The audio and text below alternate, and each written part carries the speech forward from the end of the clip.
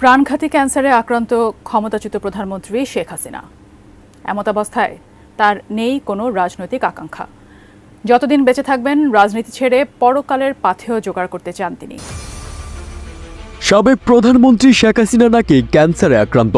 সম্প্রতি ভারত থেকে প্রকাশিত একটি বিবৃতিতে এমনই দাবি উঠেছে। তবে বিষয়টি শেষ পর্যন্ত গুজব বলে প্রমাণিত হলেও নির্ভরযোগ্য বিভিন্ন সূত্র থেকে জানা গেছে শেখ হাসিনা সত্যি গুরুতর অসুস্থ এবং তার রাজনৈতিক জীবন কার্যত শেষ। বিশ্বস্ত মহলের তথ্য অনুযায়ী শেখ হাসিনা সিদ্ধান্ত নিয়েছেন জীবনের বাকি সময় রাজনীতি থেকে দূরে থেকে স্রষ্টার ইবাদতে কাটাবেন। তিনি নাকি বুঝতে পেরেছেন দীর্ঘদিনের রাজনৈতিক কর্মকাণ্ড ও ক্ষমতার লড়াই তাকে শুধু বিতর্কের কেন্দ্রে নিয়ে গেছে। তাই এবার তিনি পরকাল নিয়ে চিন্তিত এবং নিজেকে আল্লাহর উপাসনায় নিবেদিত করতে চান।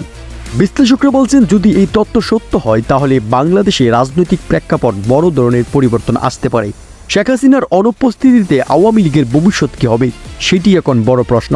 তবে এই বিষয়ে তার দলীয় নেতারা এখনো কোনো আনুষ্ঠানিক মন্তব্য দেননি। রাজনৈতিক মহলে এখন একটাই প্রশ্ন, সত্যিই কি শেখ হাসিনা রাজনীতি থেকে সরে দাঁড়াচ্ছেন, নাকি এটি ক্যান্সারের নামে আরও একটি বড় রাজনৈতিক কৌশল?